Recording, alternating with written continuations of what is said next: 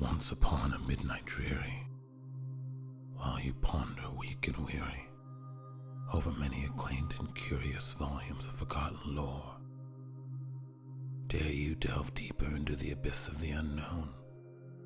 Welcome, dear listener, to a realm where shadows whisper secrets and the veil between reality and nightmare thins.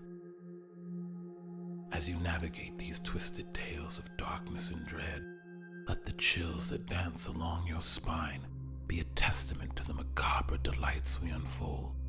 If these stories ensnare your imagination and haunt your dreams, don't forget to like, subscribe, and share. For the more who join our dark descent, the deeper we can plunge into the eerie abyss together. And remember, as you turn off the lights and let the darkness embrace you, true terror lies not in what you hear, but in what you fear.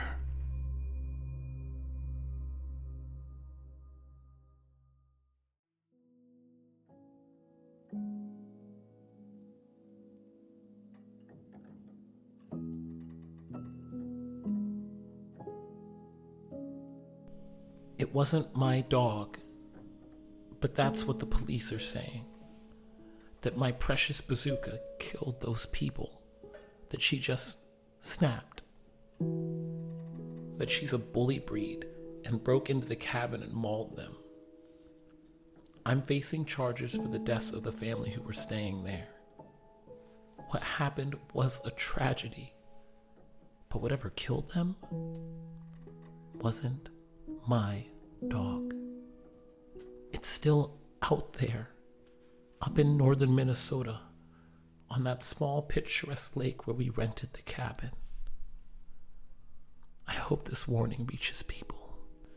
To those who believe I'm responsible, Bazooka would never have done such a thing.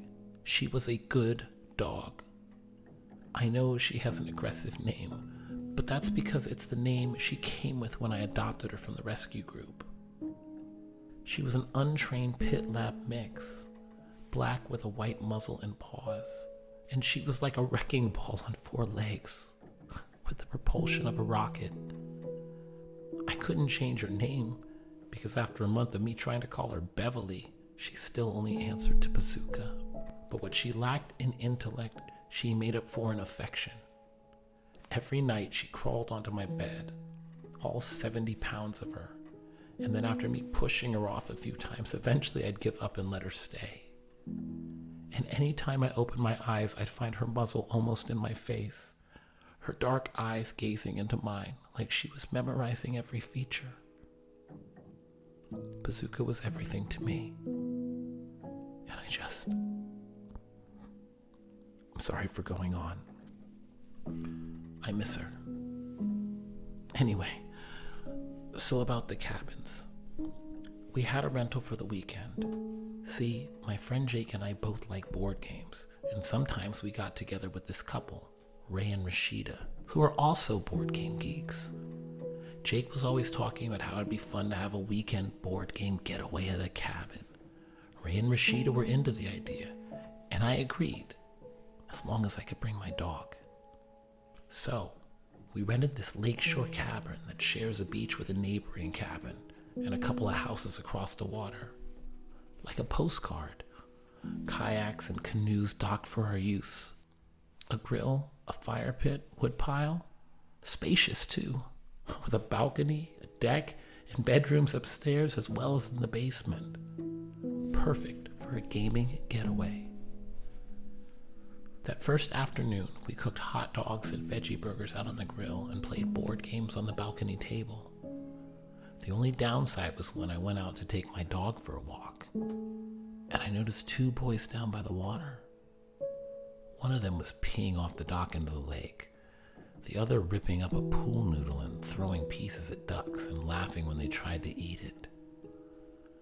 On my way back from walking in the woods, the same 2 kids, now dressed, had guns slung over their shoulders as they headed out into the trees. Who lets children run around the wood with guns? They couldn't have been more than 12 years old. I mean, I guess people out in rural Minnesota do that kind of thing. For me, coming from the city, it was pretty alarming. I decided from then on I'd keep my dog on a leash. I just didn't want to risk her being near those boys, whose behavior was so disrespectful to nature and animals. But I didn't let them sour my evening. After our next round of board games, we started up a fire and sat around it roasting marshmallows and drinking. We sat like that under the stars, just talking. And it was the closest I'd felt to anyone in a long time. The next morning, I woke up at the butt crack of dawn because Bazooka was whining to go out, and I dragged myself up and stumbled out in a robe, opening the door for her and forgetting for a moment that I'd resolved to keep her leashed. As the morning air hit me, I woke up enough to go out after her and found her sniffing around the docks. I frowned, because that's when I noticed the kayaks out on the water. But nobody was in them. Presumably, the kids again, causing mischief. But at least it was quiet for now in the neighboring cabin. I took Bazooka back in after she finished her business. Once everyone was up, we went out on the lake for a canoe trip, with Bazooka leaping out into the water and paddling around, and then nearly capsizing us when she tried to climb back in. After a lunch of homemade pizza, we spent the afternoon back on our board games until the sun lowered in the sky. After a lunch of homemade pizza, we spent the afternoon back at our board games until the sun lowered in the sky. Ray and Rashida wanted s'mores, but since we didn't have marshmallows and chocolate, they decided to drive into town.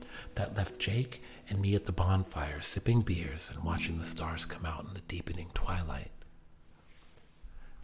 We were so busy marveling at all the stars you could see out here that we didn't hear or notice anything until Bazooka's deep, throaty growl alerted us. All the hairs on my neck stood on end. I looked out blearily across the fire. By now, I'd had enough beer to be buzzed. And beyond the flame stood one of the kids, the younger one. He was dripping wet as if he'd just come out of the water, all but naked in swim trunks that had come untied and were loosely slipping down his hips to the point of immodesty. "Jesus, fuck!" Jake gasped, his big hand going to his chest. He sputtered on his beer. "You almost gave me a heart attack, kid." Bazooka stood a few feet from the kid, head down, hackles raised, that low growl still deep in her throat. "Bazooka!" I called, and she glanced at me but kept growling until I snapped her name louder, and reluctantly she came to my side, but still that rumble sounded from her chest. "Hey kid, is everything okay?" Jake was asking. He heaved himself up and went over and snapped his fingers in front of the boy's face. "Hey, kid! The boy's head slowly turned, glazed eyes lifting to look at Jake. A thin line of drool dribbled from the boy's lower lip, silvery in the firelight. "Is he all right?" I said. "I better get him to his parents. Maybe he's having some kind of episode." Jake clapped a hand on the boy's shoulder and steered him along the grass onto the dirt pathway leading over to the other cabin. I was glad Jake took him. I didn't want to admit it, but I was fully creeped out by that kid's 1,000-yard stare, as well as by Bazooka's behavior. She'd never been a bright dog. Sliding glass doors were impossible for her, and she was equally mystified by doggy doors. Her playmate Rocky had a doggy door at his house, and every time he went through the flap, she stared afterwards like it was magic. But she had good instincts, and she sensed something definitely wrong with that boy. So did I. If only I'd listened to the feeling in my gut. The night was nearly pitch black by the time tires crunched on the gravel. Ray and Rashida were back. I heaved a sigh of relief, because Jake still wasn't back from the other cabin, and I was getting concerned. Music played from their car, and as they stepped out with bags of groceries, I called to them and explained that Jake had brought the boy to the neighboring cabin and hadn't come back. Ray and Rashida peppered me with questions. Was he sick? Did you call an ambulance? What kind of symptoms did he seem to have? After a brief discussion, I locked up Bazooka, and the three of us made our way over to the neighboring cabin. Moonlight shone down on us, casting the world in a silvery light as our footsteps crunched down in the gravel. It was eerie quiet. The only sound, Bazooka's barking, more and more distant. I could still hear her pawing against the glass door. Good thing she didn't know how to use a doggy door, or she'd have come charging after us. Though, honestly, I kind of wish I'd brought her. Even with the three of us, I was anxious, a pit of dread in my gut, an instinctive dread that now I wish I had listened to. When we knocked on the door, it swung in silently. The cabin was pitch dark inside. "Hello? Hello?"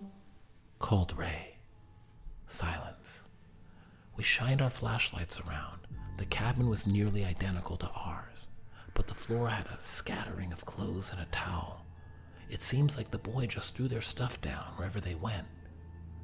Ray fumbled along and found a lamp and switched it on. Her shriek made me jump. For an instant, I swear my soul left my body. Then I saw what had startled her. There, standing in the center of the cabin's rustic living room, was Jake. He was swaying, his lips slack, his eyes sort of wobbling to and fro. And then he collapsed. He was a mountain of a man, and the impact shook the floor with a resounding thud.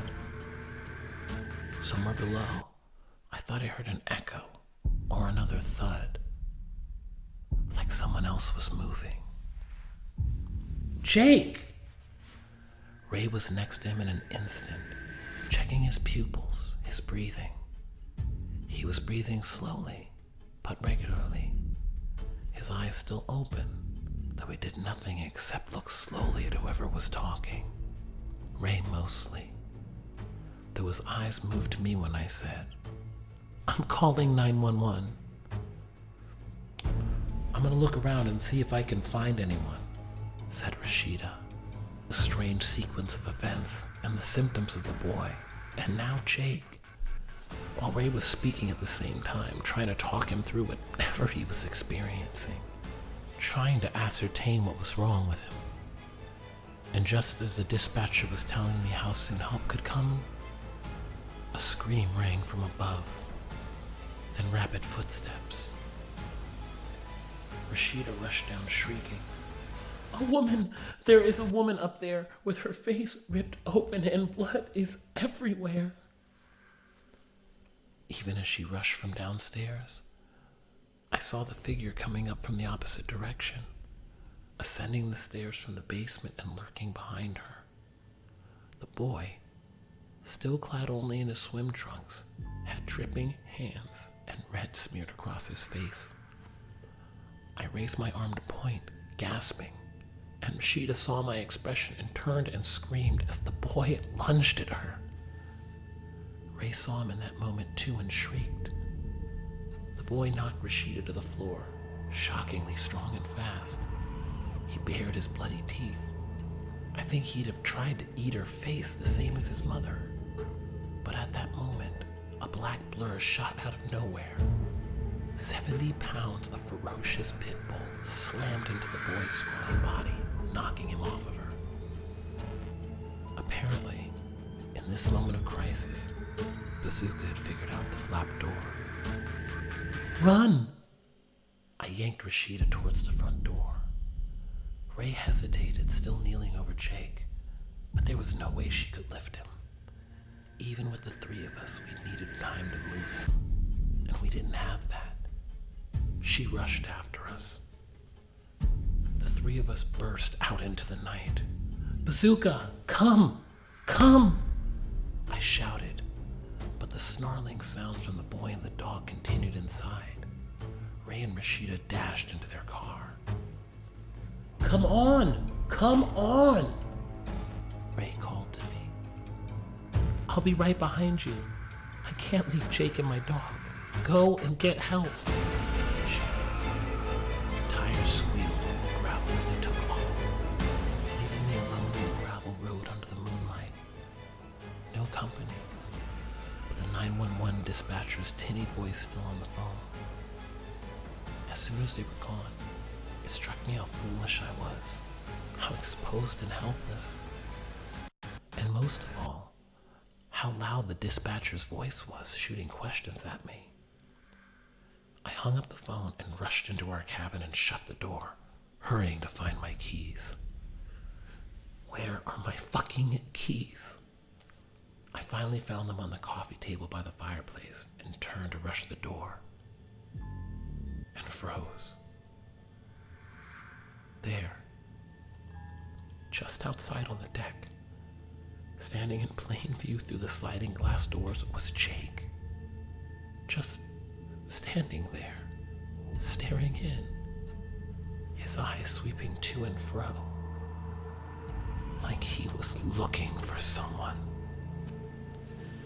I ducked down behind the sofa and crawled toward the door, froze at the sound of the deck door sliding open.